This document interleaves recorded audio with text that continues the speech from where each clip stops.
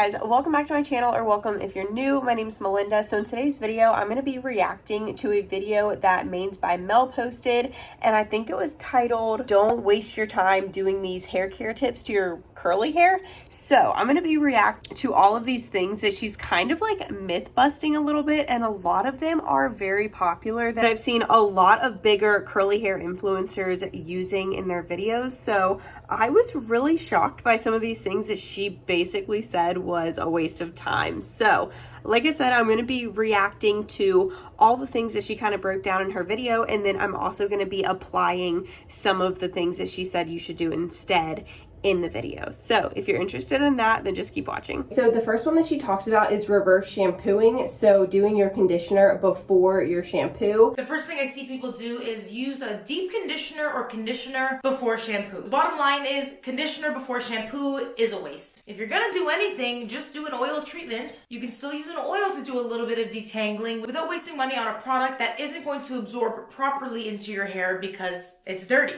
I'll be honest, I don't really do this. I have heard of other people doing it though, because they've said that like it helps to not weigh their hair down. I have been curious to try it, but I haven't yet.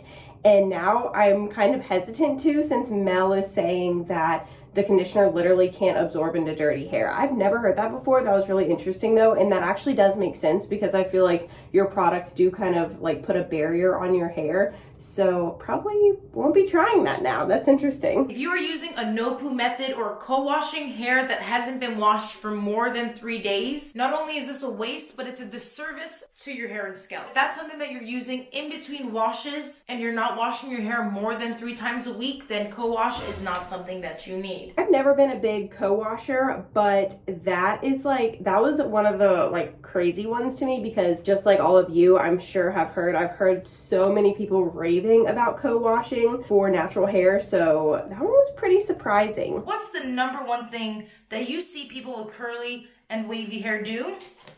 It's scrunching. Why? Because scrunching encourages the curl, but you don't need to do too much, and you don't need to do it all throughout your routine. Although if you're going to, honey, I'd rather you do it off the scalp. We definitely don't want to be applying conditioner directly on our scalps. That's a waste of time and money. It's a product to moisturize and hydrate your hair and also protect it with this coating that's going to help to fill in any cracks in your strands and apply it in this action of smoothing. I'm definitely guilty of squishing in or scrunching in my conditioner. I do the squish to condition method often, actually, so I'm kind of surprised that she doesn't recommend that, because I've heard so many people like rave about how much it's impacted their curls. I'm also very guilty of applying conditioner at my roots. Okay, Rosie's teething, so she wants to be with me right now, but I also definitely do apply conditioner on my roots quite often, because I just feel like it helps to detangle. Her next point was about using more water instead of adding more conditioners. Now, if you are having issues detangling your hair before adding a lot more conditioner, try adding water. I use a lot of water when I'm shampooing to help activate my shampoo. But when I'm conditioning, I actually will wring out my hair first, because I feel like the water like dilutes the conditioner. I wanted to try what Mel said, so I actually left my hair soaking wet, and then I applied about half the amount of conditioner that I usually do to see if I actually could detangle just by using more water. It did not work for me. Yeah, I feel like it did definitely just dilute the product, and I just had to go in and add more conditioner. The curly hair community will tell you loud and proud that you should always be deep conditioning, but just know that is not the case if your hair is healthy. Otherwise, if you're using these, you could just be weighing your hair down. Now, if your hair isn't healthy, for example, if your curl pattern has been impacted by color, bleach, keratin, heat, in that case, is it bouncing back like these? I'm definitely an avid user of deep conditioner, but I do have quite a bit of damage in my hair since I do heat style, so I feel like I'm safe with this one. But I will say, this one really surprised me with the curl training. Some people recommend curl training, and that is twisting your hair while it is deep conditioning so that it is in kind of a curled state while it is getting a treatment. This isn't going to revitalize your curl pattern. Unfortunately, this is not how the bonds of our hair operate. I've seen so many people do that, and I've always thought that it was like overwhelming and I never wanted to waste my time on it. So I'm glad to hear that it really doesn't help that much,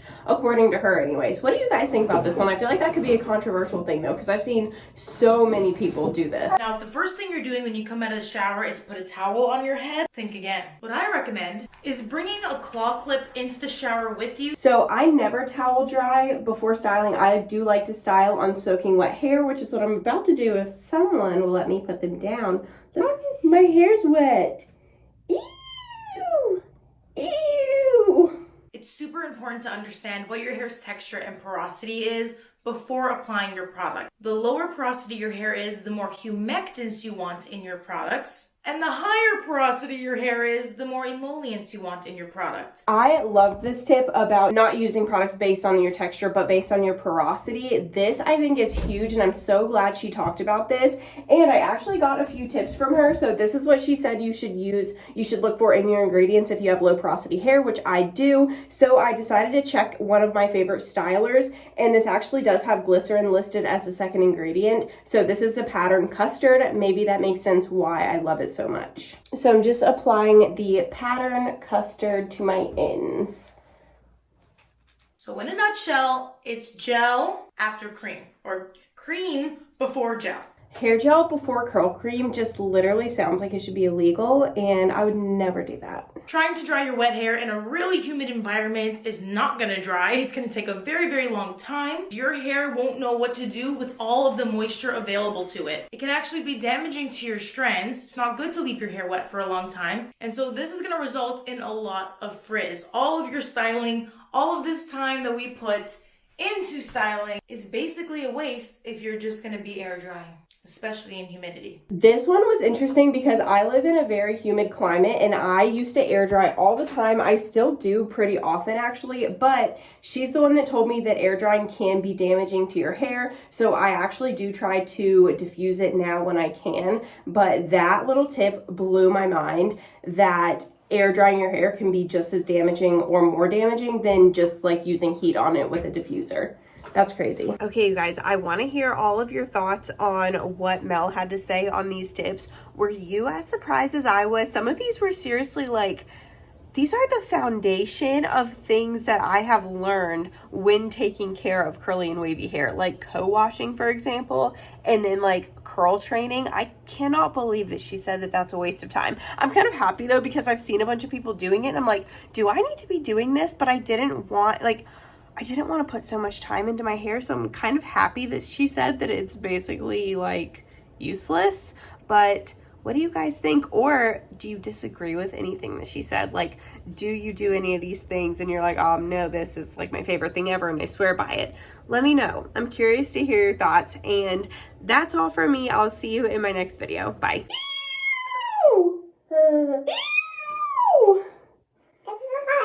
All right. I know.